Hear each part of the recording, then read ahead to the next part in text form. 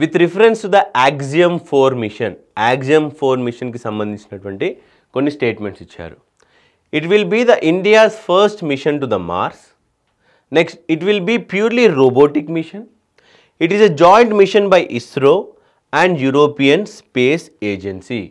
కింద ఇచ్చినటువంటి స్టేట్మెంట్స్లో ఏ స్టేట్మెంట్ అనేది కరెక్ట్ అని అడుగుతున్నాడు. కింద ఇచ్చినటువంటి స్టేట్మెంట్స్ అన్నీ కూడా తప్పే అండి. None of the statement is correct. Let me tell you about the Axiom 4 mission. Axiom 4 వచ్చేసి ఒక ప్రైవేట్ స్పేస్ మిషన్ అండి. ఒక ప్రైవేట్ కంపెనీ వాళ్ళు చేసేటటువంటి స్పేస్ మిషన్.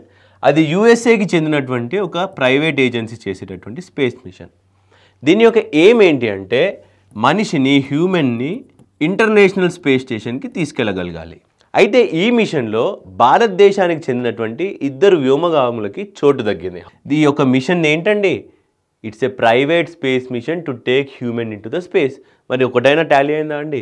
ఏంటంట? మిషన్ టు ద మార్స్ అంట. ఆల్రెడీ అయిపోయింది మనకి మంగళయాన్ మిషన్ కదా, ప్యూర్లీ రోబోటిక్ అంట. కాదు, మనిషిని తీసుకెళ్తున్నాం.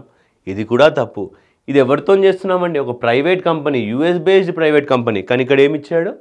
ఇది యూరోపియన్ స్పేస్ ఏజెన్సీ అని ఇచ్చాడు. ఇది కూడా తప్పే.